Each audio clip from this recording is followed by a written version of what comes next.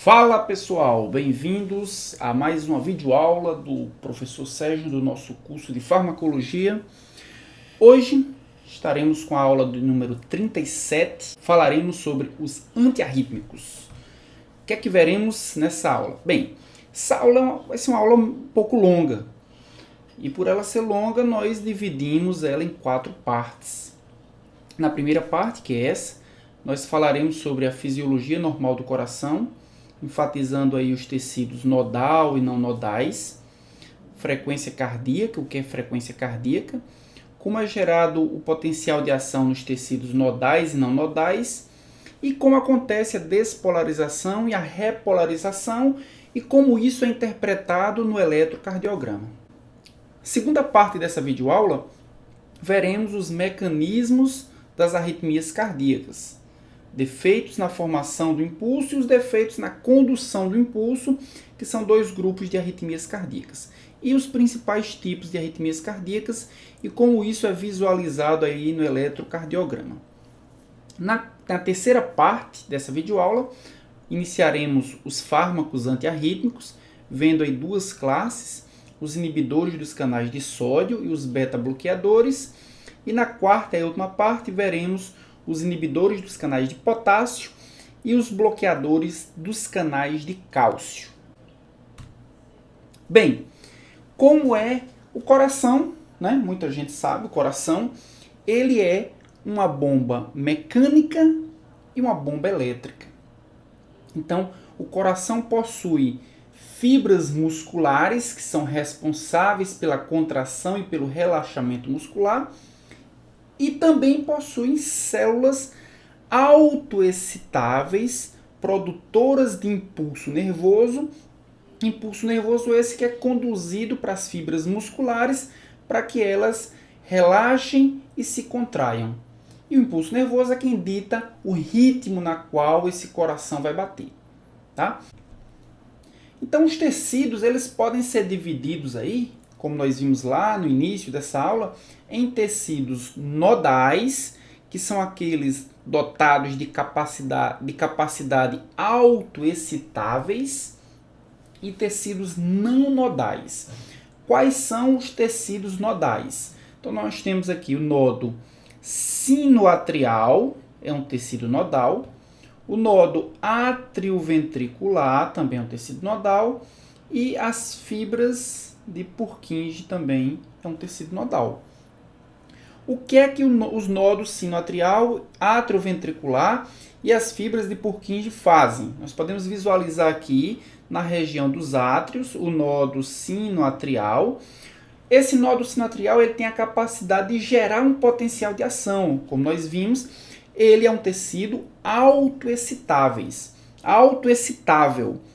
E ele gera esse potencial de ação e entrega para 2 lugares.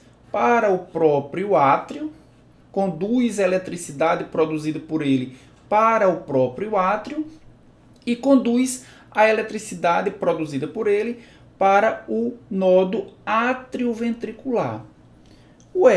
Mas o nodo atrioventricular não produz também um impulso elétrico? Ele também não é um tecido autoexcitável?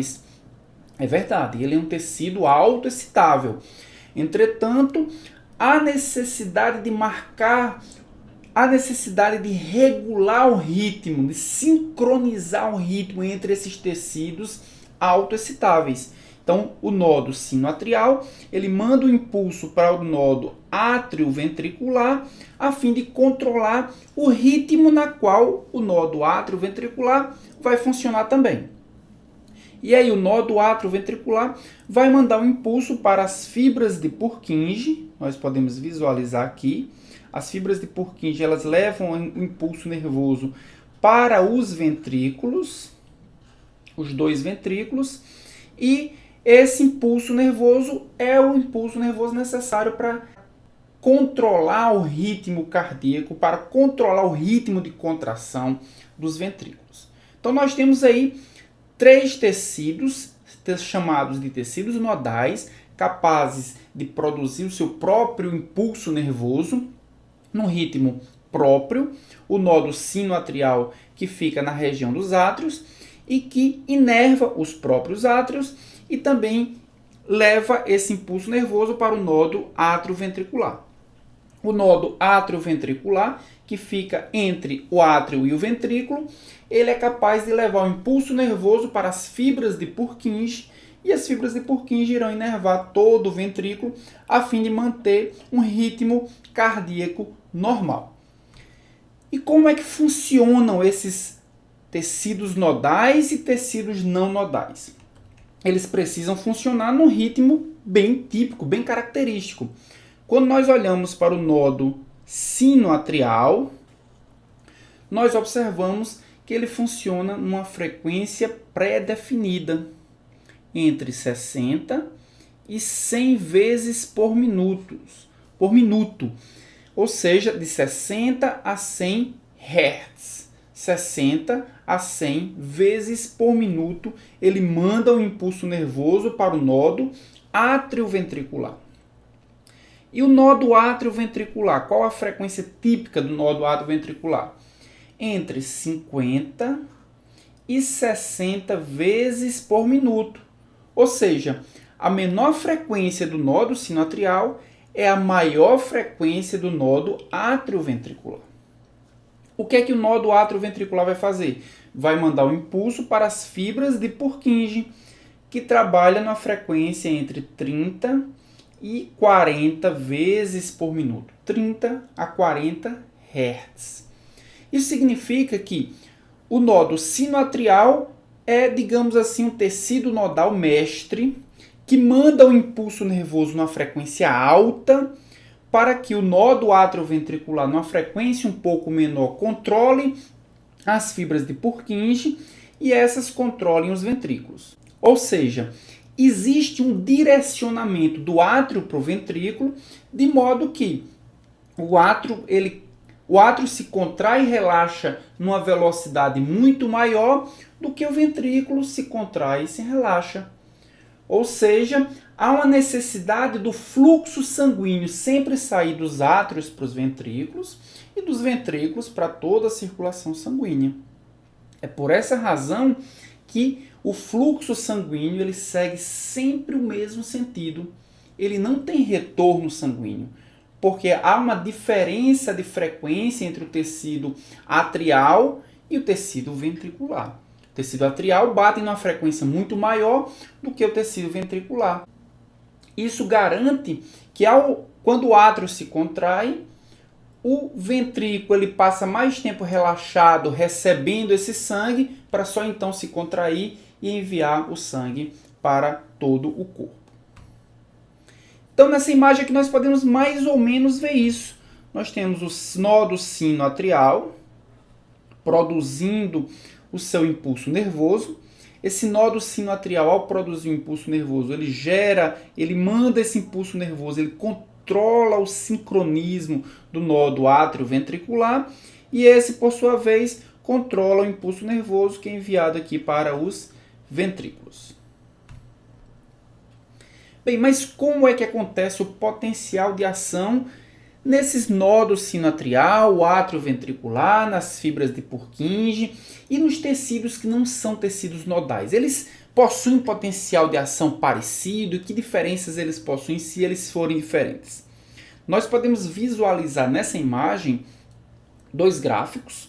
Esses dois gráficos eles mostram o potencial de ação encontrado nos tecidos nodais e também nos tecidos não nodais, incluindo aí as fibras de Purkinje.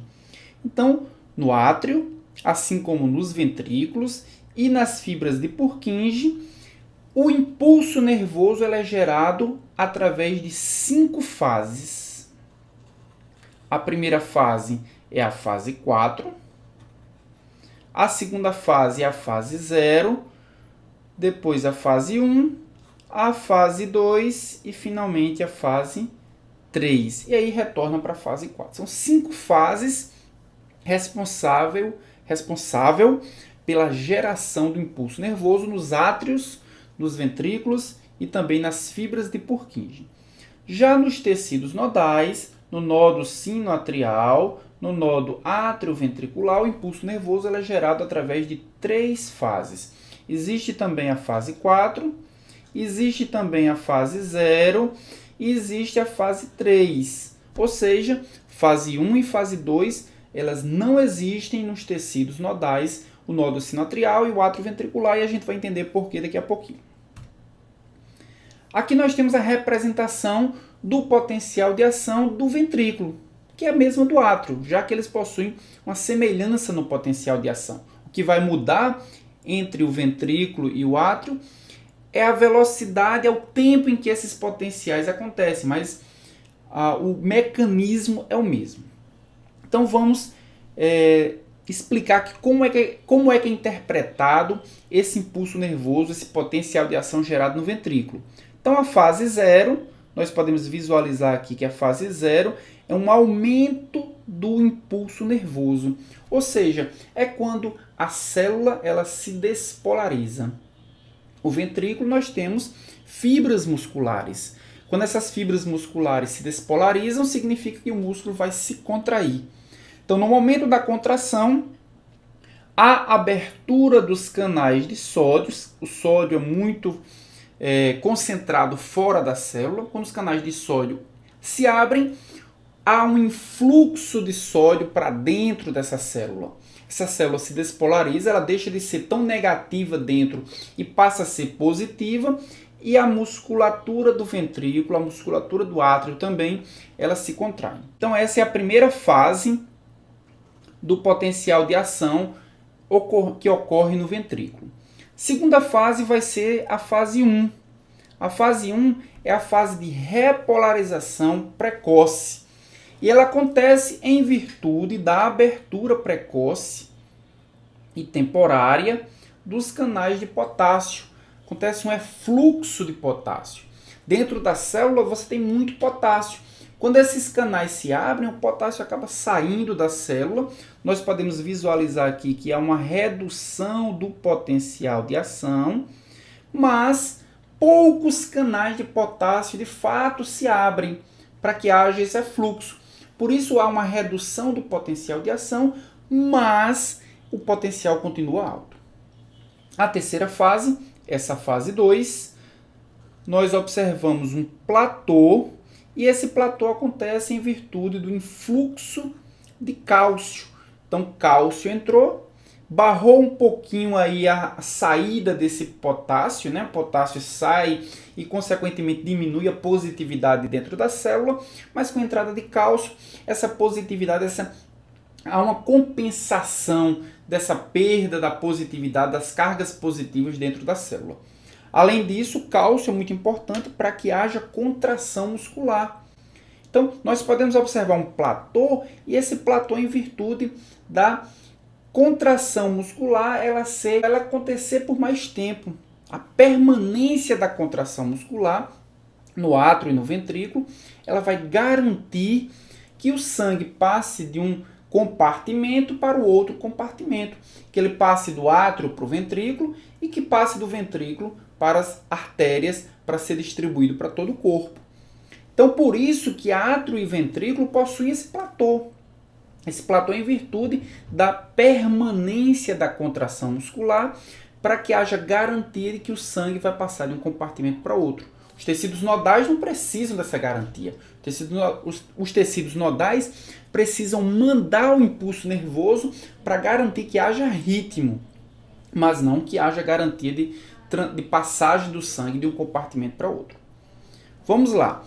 A quinta e última fase do potencial de ação no ventrículo, a fase 3, nós temos uma repolarização em virtude do efluxo de potássio. Então, os canais de potássio que começaram a se abrir lá na fase 1 e se abriram muito timidamente, agora sim eles se abrem em seu potencial. Então, todo o potássio que está dentro da célula muscular, ele sai da célula, vai para fora da célula. Toda a carga positiva que ele carrega, ele leva para fora da célula, e a célula dentro volta a ser mais negativa do que positiva.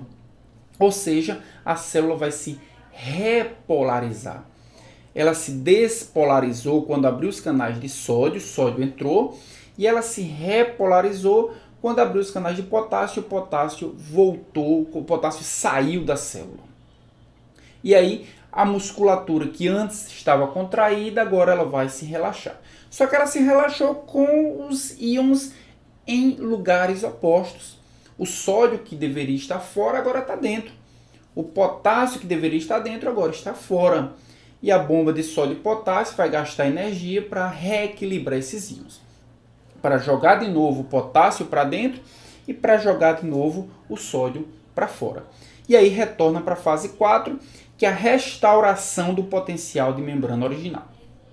Bem, no nódo sinoatrial, nós temos algumas diferenças. É um tecido nodal, não há necessidade daquele platô onde a contração muscular vai permanecer por um tempo para garantir que haja passagem do sangue de um compartimento para outro.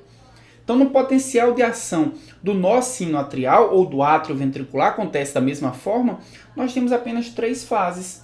A fase 4, nós podemos observar que a fase 4, ao contrário dos tecidos não nodais, ela não é uma reta horizontal, ela tem uma inclinação. E essa inclinação acontece porque há abertura de diversos canais iônicos diferentes.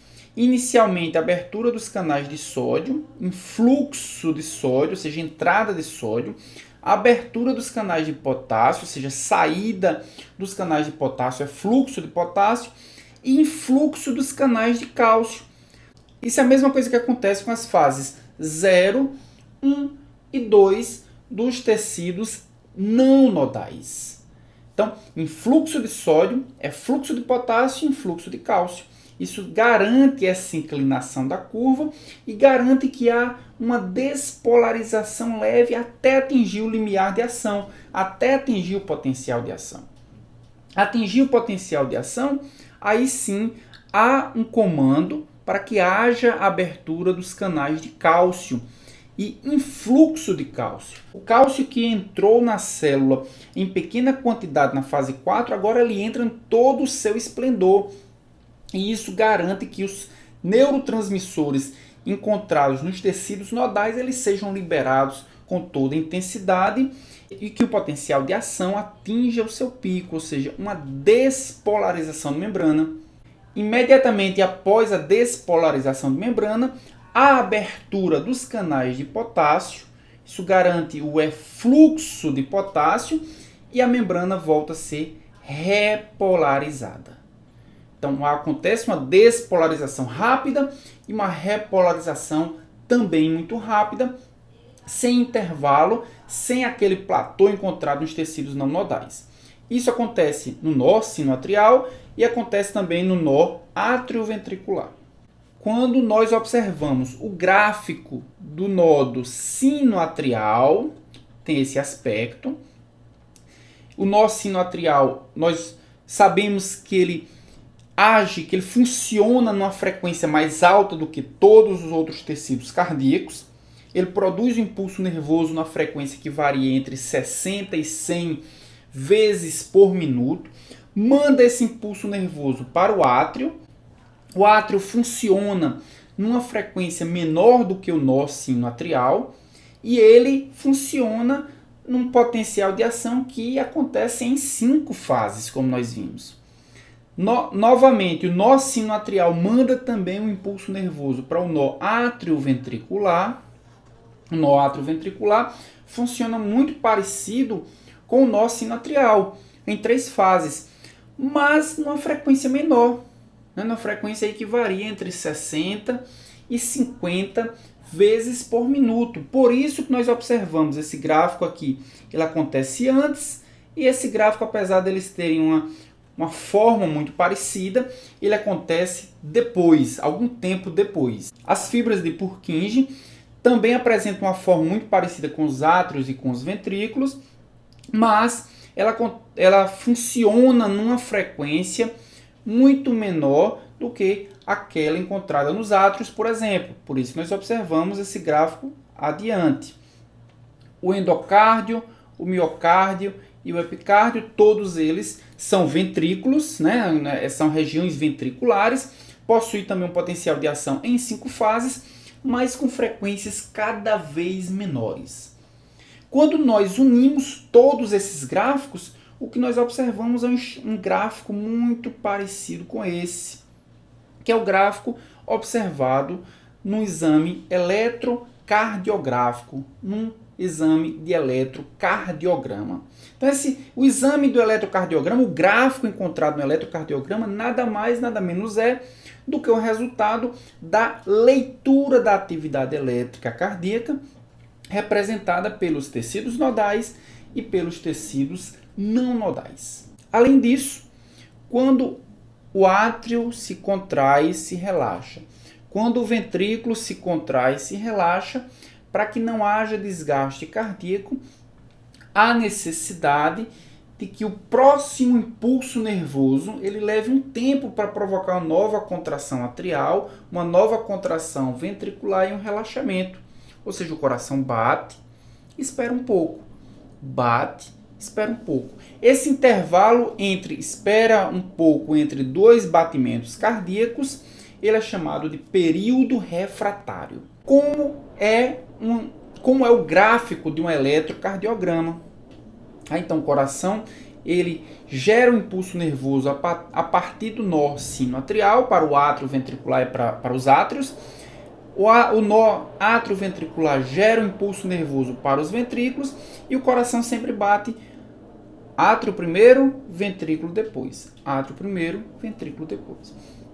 E nós vimos que a leitura dessa atividade elétrica do coração, ela pode ser traduzida em um gráfico. E nesse gráfico nós podemos observar o início desse gráfico é uma resposta de contração atrial, porque a contração atrial ela acontece antes. E o final desse gráfico ela é o resultado da contração ventricular. Mas nós podemos ainda observar nesse gráfico que ele é representado por diversas formas. Nós conseguimos observar três ondas, uma onda P, uma onda que é chamada QRS,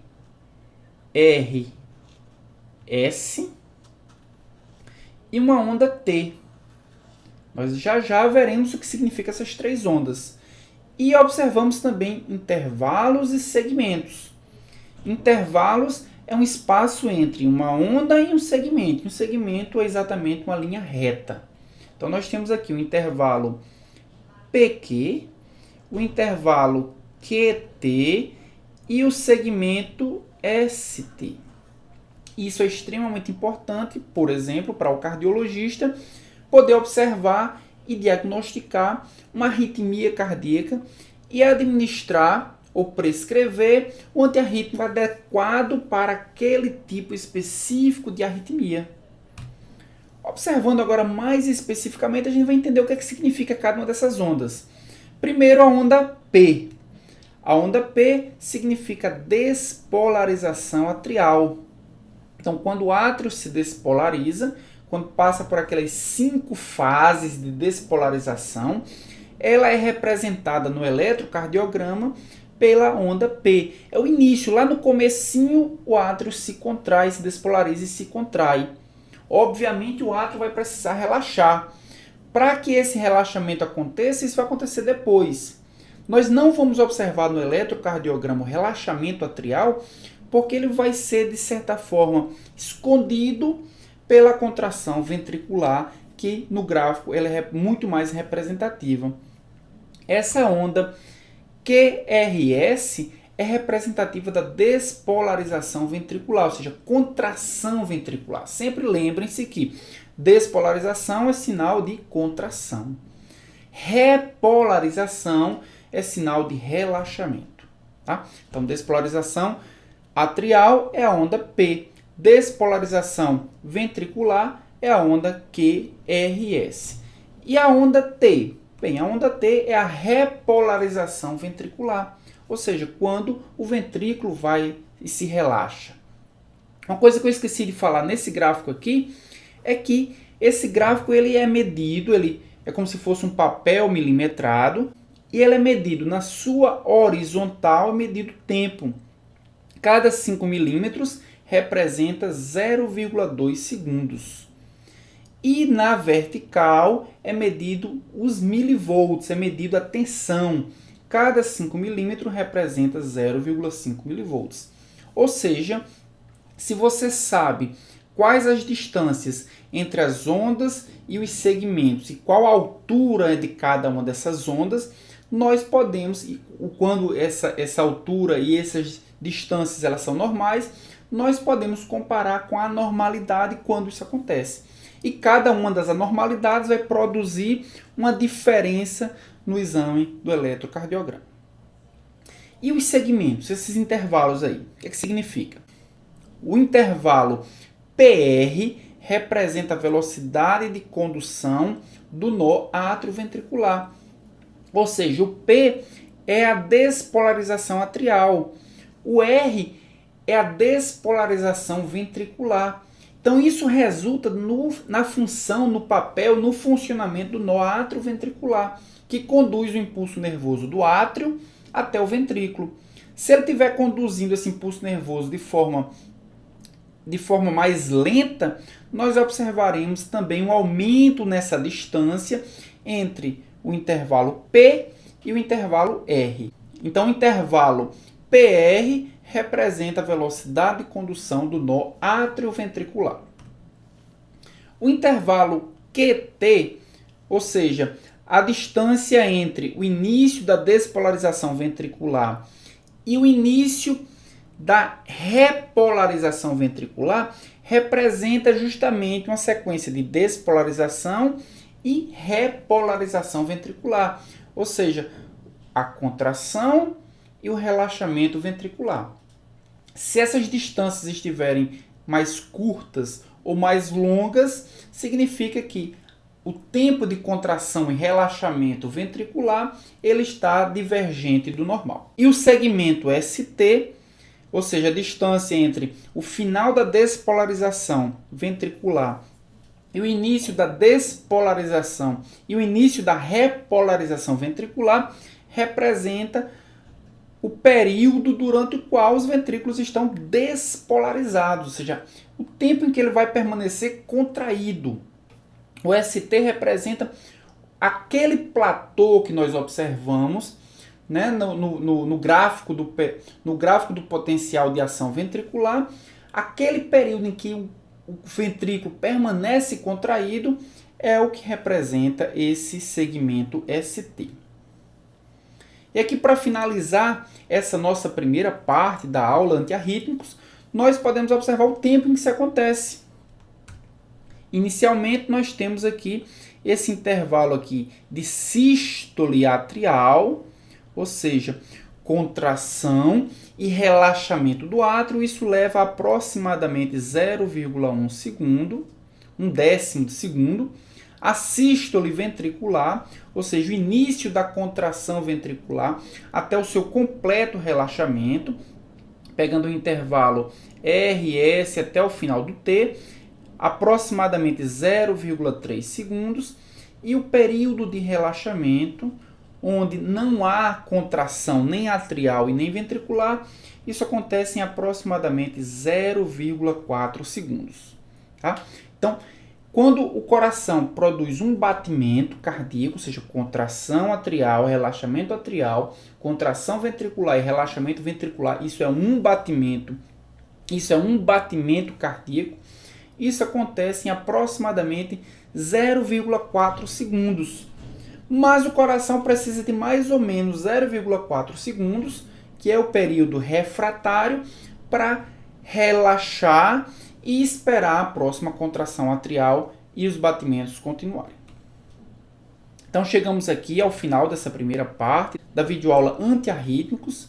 Na segunda parte nós veremos as arritmias cardíacas, os mecanismos, os principais mecanismos que geram a arritmia cardíaca, e vamos também trazer alguns eletrocardiogramas, como eles aparecem quando eles aparecem representando essas arritmias. Então não percam a segunda parte dessa videoaula. Até lá!